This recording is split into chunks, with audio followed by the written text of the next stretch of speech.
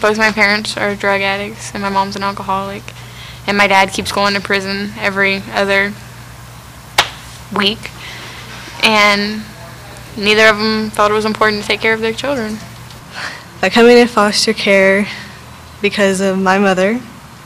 She was abusive to prescriptions, and my family has a reputation of being alcoholics, and she was given chances, and it was me, my brother, and my sister. I've probably been in the foster care system since 9, 10 years old, probably for the first time, and it's been off and on until maybe 17, and then I'm here now. So. And my dad, he's Jamaican. He was like selling drugs at the time, and so I was shipped over here to my grandma, and so we stayed with her until I was 12, and she died when I was 12, and then I came back into the system. I went into foster care roughly around the age of 6 or 7. I was in for about 11 years. I can't really say it was that bad because I was fortunate enough to get, some pretty decent parents.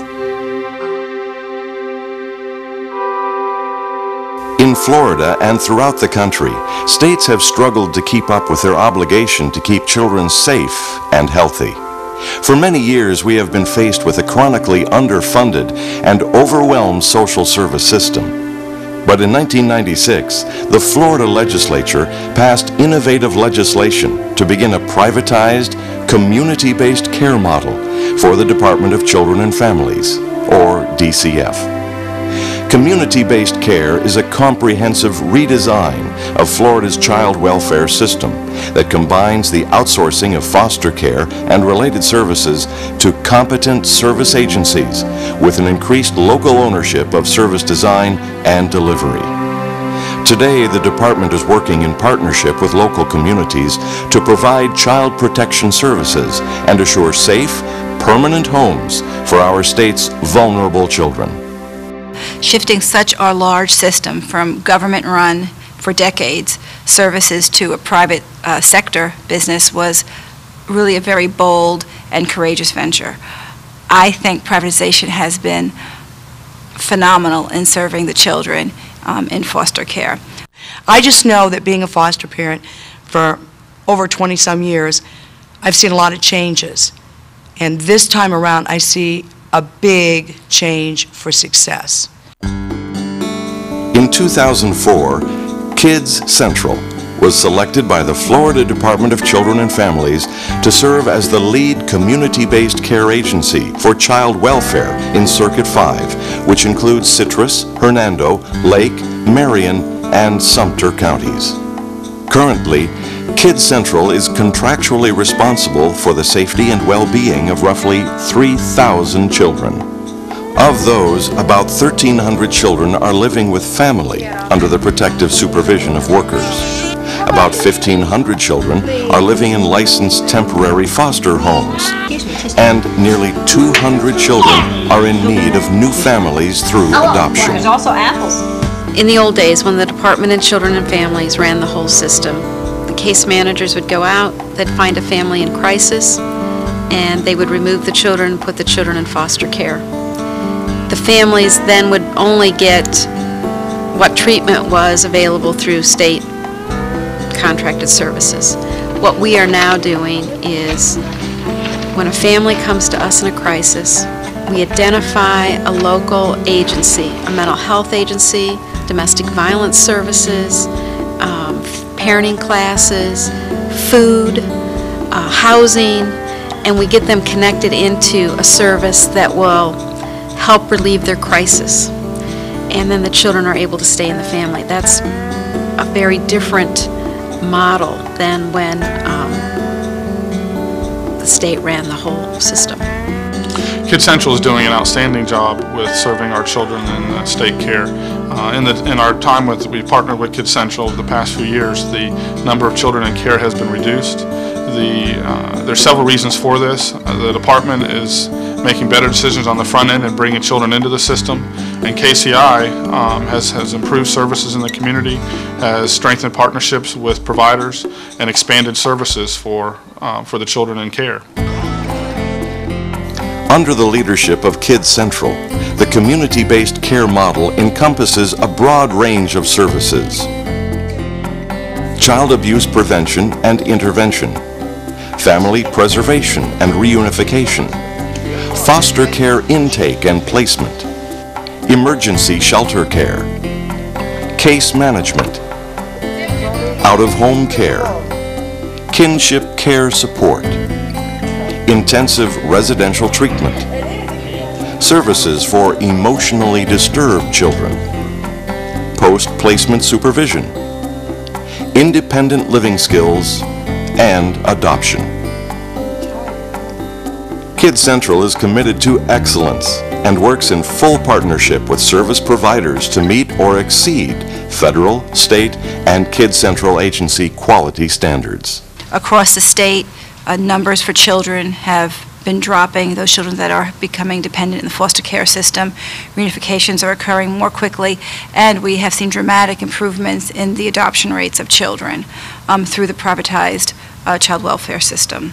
My kids, I don't need to look at a file. I know their birth dates, I know their socials, I know their phone numbers, their addresses, just off the top of my head because I work so closely with them. I see them all. I mean, we're mandated to see them once a month. We probably see our kids once a week, if not more. The importance is families. Keeping families together, keeping families strong, keeping children in reasonably safe circumstances so that they can grow up and they can realize their full potential. If we don't do that, the problems really grow bigger. We're changing our system. The Kids Central Board of Directors and executive staff adopted the following guiding principles for the agency. The safety of children at all times will be the foremost concern. Resources will be efficiently and effectively managed to achieve better outcomes for children, with the ultimate goal being child safety and permanency within a 12-month time frame. Financial support will be available from diverse federal, state, and local sources, and flexibility will be managed at the local level to meet child and family needs. Child and family needs will dictate the services provided. We will be accountable to the community for meaningful outcomes related to safety, permanency, and child well-being. I was an 11-year-old turning 30, you know, and I did everything I could to be moved. She would not move me. So finally I realized I'm not going anywhere. This is my home. She's my mom. And when I started going to independent living classes, I learned how to take care of budgeting and banking accounts and school and tuition. And without independent living, I wouldn't have learned any of that stuff on my own. So it kind of like, it gave me support. Well, this past spring, I made the Dean's List at CFCC, and it just kind of made me realize, you know, I can do better for myself, you know, and I can do better, you know, coming from, you know, foster care and that kind of stuff. Did you look in the hallway? They talked about foster parents being heroes and heroes in the community, and you know, I sat there thinking about it and thought, you know, yes, we do a lot of work and we love these kids, we're very dedicated, but the real heroes through this whole system is the children. They have abuse before they're even born. Prenatal drug and alcohol abuse is rampant. Physical abuse, emotional abuse, they go through multiple placements as they get older, and we still get good kids. And I mean, to me, that's a hero. Previously, I don't think people in the community realized that children who were abused and neglected and abandoned were really their responsibility. They saw it as a governmental responsibility. And now I like to say these children are our children. They grow up in our community.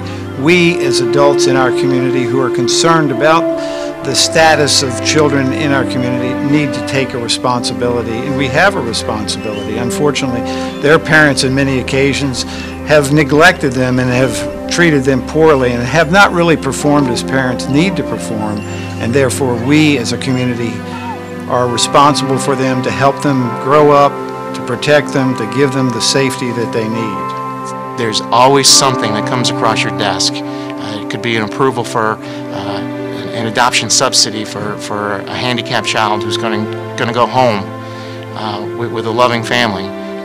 That just reminds you, it's not about your difficulties, it's about those kids.